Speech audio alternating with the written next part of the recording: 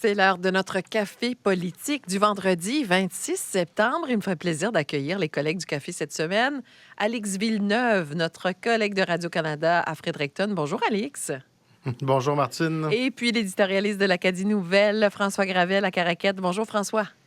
Bonjour Martine, on sait que ça brasse beaucoup dans l'actualité quand il faut changer le plan de match du café politique, tout juste avant d'entrer en onde. Et en effet, il sera question de Poste Canada. Il y a eu quand même quelques rebondissements hier. Et puis oui, ce sera intéressant certainement d'y revenir tout à l'heure. Et on va commencer avec un premier café qui nous transporte, oui, à Ottawa, celui-là aussi, étant donné que notre première ministre y était, avec des ministres importants de son cabinet. Puis tiens, je vais commencer avec vous, François Gravel, la première ministre qui s'est dite, somme toute, confiante, satisfaite des contacts qu'elle a pu établir avec Ottawa. Est-ce qu'on fera partie de la prochaine liste du premier ministre Carney? Oh, il n'y a aucune promesse, il n'y a aucun engagement qui est sorti de ces réunions-là. Hein. Seulement une impression que les choses vont bien, mais c'est tout. Hein. Donc, le Nouveau-Brunswick a pris des grands moyens quand même avec cette importante délégation-là. La première ministre Suzanne Holt est accompagnée de plusieurs ministres. Déjà, je dirais qu'on voit une gigantesque différence avec l'ancien premier ministre Blaine Higgs, qui lui cherchait constamment l'affrontement avec Ottawa. Alors que cette semaine, on a plutôt cherché à créer des liens avec le fédéral, dans l'espoir de faire avancer ces dossiers-là.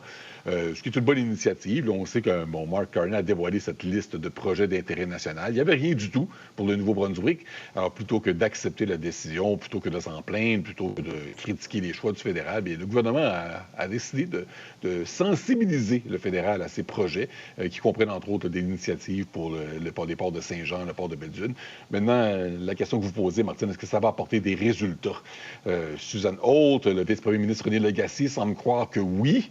Ils ne sont pas sortis de la capitale nationale avec des promesses. Bien, bon, ils ont apprécié le ton des discussions, mais est-ce que ça va mener à du concret? C'est loin d'être certain. Hein. Les projets d'intérêt national, si on veut être honnête, c'est surtout une façon pour le gouvernement Carney de faire avancer des projets qui sont chers à l'Ontario, à l'Ouest canadien, en particulier à l'Alberta, un peu au Québec. Le Nouveau-Brunswick ne pèse pas lourd dans la balance. Elle était surprise, Alix Villeneuve, d'à quel point, disait-elle, les interlocuteurs avaient l'air au fait de ce qu'on avait à proposer au Nouveau-Brunswick et donc qu'effectivement, elle avait aussi peut-être une meilleure compréhension, la première ministre et son cabinet, de ce qui avait pu manquer dans les premières versions des propositions. Qu'avez-vous pensé de tout ça? Ben justement, dans ses entrevues, elle a même dit, Susan Holt, qu'elle a été chercher de bonnes clarifications sur comment est-ce que le Bureau des grands projets, qui s'occupe des projets nationaux, fonctionne. Je note également une chose. Susan Holt ne semble pas avoir rencontré le premier ministre Mark Carney. Là. Ça aura été dit. Je vous avoue, je n'ai pas demandé la liste des personnes qu'elle a rencontrées, mais on semble comprendre qu'elle a surtout rencontré un peu, peut-être, certains ministres, ou du moins l'entourage des ministres et du premier ministre. Donc ici, on attaque un peu les flancs. Et en allant chercher un peu ces bonnes clarifications, je me demande si on n'a pas été plutôt chercher des informations stratégiques pour aller chercher la suite des choses. Ça me rappelle une certaine mission à Washington où on s'en était tenu vraiment... on avait été tenté de voir ceux qui pouvaient influencer les décideurs. Je note également une chose. Cette semaine, la première ministre et son équipe ont clarifié qu'ils veulent toujours développer un gazoduc, ce qui ne faisait pas nécessairement partie de la première liste qu'ils nous avaient offerte. Ils disent maintenant que ça en faisait partie, mais qu'il fallait mettre le gazoduc au même titre que la construction de lignes électriques avec les autres provinces. Moi, je note une chose. Il semble toujours y avoir un grand intérêt, réitéré encore cette semaine venant du Nouveau-Brunswick pour un tel projet, en principe, parce qu'on n'a toujours pas de promoteur privé qui peut porter ce projet-là. Moi, j'attends toujours un signal, ne serait-ce qu'un moindre signal d'un intérêt venant du Québec. Ça ne semble pas encore du tout être gagné comme combat. On va passer au prochain. Oui, allez-y, François. Là-dessus, Martine, très rapidement, Susan Holt, qui n'a pas hésité à jouer sa meilleure carte dans la capitale nationale. Hein. Elle a rencontré avec son équipe le ministre acadien Dominique Leblanc. Si les choses bougent en faveur de la province, ça pourrait être possiblement à la suite de pression du ministre. Oh, je croyais que vous vouliez parler du kitchen party de la fête néo-brunswickoise aux Maritimes qu'ils ont organisé aussi là, pour rallier beaucoup de monde sur la colline. D'accord, on va passer au prochain sujet. On reste avec la première ministre qui remporte son pari de s'entendre avec les Premières Nations. Puis tiens, je vais rester avec vous à Fredericton, Alix Villeneuve. Hier, ils étaient tous là, les chefs des communautés autochtones du Nouveau-Brunswick. Rebâtir des ponts, hein, c'est en quelque sorte l'objectif que s'était donné la première ministre. Bien, ici, même qu'on peut le prendre dans un sens un peu plus, peut-être pas littéral, on ne construit pas de pont, mais on reconstruit quelque chose qui avait été déchiré. On a vraiment ramené une nouvelle version d'une entente On qui recolle une avait été entente. terminée. Ben voilà, on l'a réécrit. Elle est un petit peu différente, là. Mais quand même, moi, ce que je remarque, c'est qu'il y avait une très bonne entente hier dans l'ambiance entre la première ministre et les chefs des Premières Nations. Pourtant, ben, il y a quand même encore certains sujets litigieux entre la province et les communautés autochtones, entre autres la revendication territoriale. Donc, évidemment, Mané, dans la conférence de presse, on a abordé cette question-là. Et moi, ce que je souligne, c'est qu'on a toujours gardé ici le sourire malgré cette dissension-là. En fait, ce qu'on a souligné, c'est que comme il y a un canal de communication, comme il y a des gens qui sont capables de se parler dans le désaccord, eh bien, on s'est montré plutôt confiant de pouvoir en arriver là, à une solution. Ça, c'est ce que disaient les chefs et la première ministre, côte à côte, les deux côtés, si je pourrais dire, adversaires là, qui tenaient ce discours-là. Donc, je remarque ici que, ben, visiblement, la province a trouvé une manière de communiquer qui fait en sorte que tous les conflits ne valent pas, tous les désaccords ne valent pas nécessairement un conflit. Intéressante perspective. Qu'est-ce que vous avez vu là-dedans, François? Ben, deux ententes importantes. Là. Financièrement, ça représente d'abord des millions de dollars, là, autant pour les Premières Nations que pour le gouvernement provincial, et symboliquement, parce que ce sont des accords qui démontrent que la province et les Autochtones sont à nouveau capables de se parler, de négocier de bonne foi après des années de confrontation là, sous l'ancien gouvernement. Ces accords fiscaux-là avec les Premières Nations, ça existe depuis plus de 30 ans. Là. Et l'objectif, c'était que la taxe de vente provinciale soit appliquée sur les produits vendus dans les réserves autochtones, et en échange, les Premières Nations pouvaient conserver la presque totalité des revenus. Dans la plupart des Premières Nations, à l'époque, il n'y avait pas beaucoup d'entreprises. C'était des endroits très pauvres, avec une économie pas florissante. Donc, ça représentait seulement quelques dizaines de milliers de dollars. Mais certaines ont réussi à tirer leur épingle du jeu. Je pense au Madawaska, là, avec le Grey Rock Center sur le bord de la Transcanadienne. Si bien qu'en 2020, c'était rendu à 47 millions de dollars qui devaient être remboursés aux Premières Nations. Et c'est là que le gouvernement Higgs a décidé qu'il voulait garder cet argent-là dans ses coffres à lui, qu'il ne voulait plus le remettre aux Autochtones. Alors, le gouvernement Hall est revenu à la table des négociations, puis si je me fie aux données partagées par la province, tout le monde y trouve son compte. Les Autochtones conservent la presque totalité des taxes perçues sur les revenus inférieurs à 10 millions de dollars, mais quand les revenus dépassent un certain seuil, alors le partage devient moitié-moitié, 50 pour le Nouveau-Brunswick, 50 pour les Premières Nations. Donc, tout le monde a intérêt maintenant à ce que l'économie de ces communautés autochtones puisse continuer de croître. Et c'est une bonne chose, je pense. On va passer à notre troisième sujet. Et je pense qu'il y a beaucoup à dire là-dedans. Là. Le point de presse de Joël Lightband a été reçu comme un coup de tonnerre là, par beaucoup de monde, en fait. On s'attendait qu'il allait avoir quelque chose dans ce point de presse-là, que ce ne serait pas juste on travaille fort dans des négociations, là, qu'on allait nous annoncer quelque chose qui pouvait être transformateur pour Post Canada. Je vais rester avec vous, François, d'abord, sur, qu'est-ce que ça veut dire, la fin du service à domicile? On l'a déjà vécu, ce film-là, hein, ce scénario-là. Puis après, il y a eu un recul en arrière. Puis ça a été difficile. N'en reste que pas moins que Post Canada va pas bien financièrement, puis que le statu quo, il est peut-être pas acceptable, François.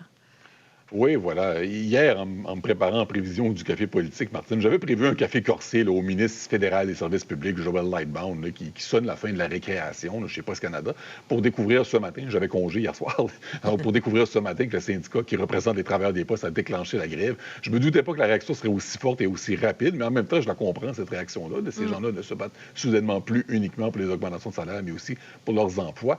Mais les propos de M. Lightband ne laissent aucun doute, je pense, par rapport à ce qu'il veut faire. Là. Il a dit que Post Canada est insolvable, qu'elle perd 10 millions de dollars par jour et que ça ne peut plus continuer. Le ministre a donc annoncé que Post Canada peut mettre fin à la livraison à la porte, ce qui est déjà le cas un peu partout, je vous dirais. Hein. Moi-même, à Caraquette, là, je vais chercher ma poste où, ça, dans une boîte communautaire. Là, ça ne se rend pas directement à la porte. C'est comme ça dans la majorité des régions, mais pas partout. On va donc voir davantage de boîtes postales communautaires. Les lettres considérées non urgentes pourront être envoyées par voie terrestre plutôt que par avion. avion, donc ça coûterait moins cher au producteur public, mais ça va prendre plus de temps à arriver à destination. Et le gros morceau, peut-être parmi plusieurs gros morceaux, fin du moratoire sur la fermeture des bureaux de poste ruraux. C'est en poste depuis 1994. Pourquoi? Parce que quand un bureau de poste se ferme dans un village, c'est un coup dur, c'est une crise politique. En effet. Mais Ottawa dit maintenant qu'on peut le faire. Décision logique, peut-être financièrement, mais qu'il va faire grincer beaucoup de dents. Alors, ça, c'est le plan. Et maintenant qu'il y a grève, il va falloir voir si le gouvernement Carney et Post Canada vont respecter ce plan-là, parce que la pression politique va être gigantesque à mesure que la grève va s'étirer. Oui, il y a beaucoup là-dedans, Alex Villeneuve. Il y a les propositions aussi qui se font à gauche et à droite de scénarios différents qu'on aurait peut-être même dû mettre de l'avant pour transformer notre service des postes, comme d'autres pays l'ont fait. Bref, on arrive avec une solution difficile pour plusieurs, mais qui va payer l'odieux de la décision difficile? Je ne sais pas, ce sera peut-être le gouvernement Carney dans les critiques qu'on entendra à suivre. Qu'est-ce que vous pensez de tout ça, Alix? Bien, une industrie en difficulté, c'est peut-être un peu le symptôme de ce qu'il y a, parce que c'est quand même la deuxième grève en 2 ans, dans la même année. Oui. Et en 2018, il y avait encore eu une grève de Post Canada qui, cette fois, s'était réglée par une loi spéciale, Martine. Mais depuis, ça a changé. Du moins, le gouvernement fédéral a commencé à utiliser un article, l'article 107 du Code du travail, qui permet de forcer une médiation et un retour au travail par le Conseil canadien des relations industrielles, un outil qui semble être très populaire du côté d'Ottawa dans la dernière année et demie à peu près. Là. Le gouvernement Trudeau s'en est au moins servi 3 fois. Cette façon-là de mettre fin à un conflit de travail, il l'a utilisé pour une grève des ports en Colombie-Britannique, les employés des chemins de fer, toujours en 2024, Post Canada. Le gouvernement Carney, c'est ce qu'il a fait à Air Canada cet été également. Et là, il y a quelque chose qui a changé. C'est que surtout lorsqu'il y a eu le retour forcé des employés d'Air Canada, bien là, ils sont entrés en grève illégale. En fait, ce qui s'est passé dans le monde syndical, c'est qu'ils ont dit, là, ça va faire. Si j'essaie de paraphraser en particulier le SCFP, là, plusieurs voix du milieu syndical se sont dit, cette application-là de l'article du travail, du Code du travail, ne respecte pas, certains ont dit, ne respecte pas les droits fondamentaux constitutionnels du droit de grève. Donc, ils voyaient un outil qui était abusé. Et cette lecture de la situation, bien, semble un peu avoir ébranlé peut-être certains concepts, parce qu'on sent que le gouvernement fédéral a voulu très rapidement, c'est ce qu'on entendait cet été, très rapidement pousser Air Canada à avoir des discussions avec le SCFP. Donc, cette fois-ci, il y a visiblement, on est encore juste au premier jour d'un nouveau conflit à Post Canada, mais est-ce que le gouvernement fédéral va pouvoir faire comme il l'a fait dans la dernière année, recourir à ce retour au travail forcé? Visiblement, ça serait probablement plus difficile à faire que ce qu'il avait fait l'an dernier à cause du conflit ou du contexte du milieu syndical qui est un peu plus à cran sur cette question-là. Puis vous avez dit, ça va probablement être développé dans les prochaines semaines. Parce que oui, on est au début de l'automne, mais Noël arrive. Oui. Noël, c'est un moment important pour les postes. Donc, il risque d'y avoir de la pression et c'est quelque chose qu'on risque de voir développer dans les prochaines semaines. Très bien, merci beaucoup sur tout ça. Maintenant, on passe à vos cafés parce qu'on l'a dit d'entrée de jeu, François et Alix, il y avait pas mal de choses intéressantes cette semaine. Et donc, j'ai comme l'impression que beaucoup de sujets se retrouvent dans vos cafés. Et donc, poursuivons avec vous à Fredericton, Alix Villeneuve, vos cafés cette semaine. Mais en fait, je m'en suis tenu à un café. OK. Peut-être 2, vous allez voir. D'abord, un café au Conseil de la santé du Nouveau-Brunswick et Vitalité, qui, cette semaine, ont tous les deux sonné l'alarme sur l'utilisation des cellulaires et des écrans chez les jeunes. Et là-dessus, je porte à l'attention le discours public qu'il y a eu au Québec depuis environ 2 ans. Il y a eu un gros débat là-dessus, mais entre autres une commission parlementaire pour faire l'état de la situation sur l'utilisation des écrans chez les jeunes. Il y a un discours qui a émergé de certains observateurs qui disaient que cette question-là de l'utilisation des écrans par les mineurs devait être vu comme un enjeu de santé publique parce que diminue les interactions sociales, diminue l'activité physique, crée des fois des problèmes d'estime de soi et d'autres enjeux de santé mentale. Et on est donc arrivé à cet automne au Québec avec aucun cellulaire permis dans les écoles et un peu surpris parce que plusieurs avaient certaines craintes par rapport à ça. Ça se passe visiblement plutôt bien. Et même, Tiens donc, en prenant le café au Conseil de la santé du Nouveau-Brunswick et à Vitalité, peut-être ils peuvent le boire en regardant le reportage d'hier que fait un de nos collègues de Trois-Rivières, que j'ai remarqué. Il a passé un petit peu dans le réseau, donc j'ai eu l'occasion de le regarder. Et c'est un reportage qui porte sur un mois après le retour au cellulaire dans les écoles.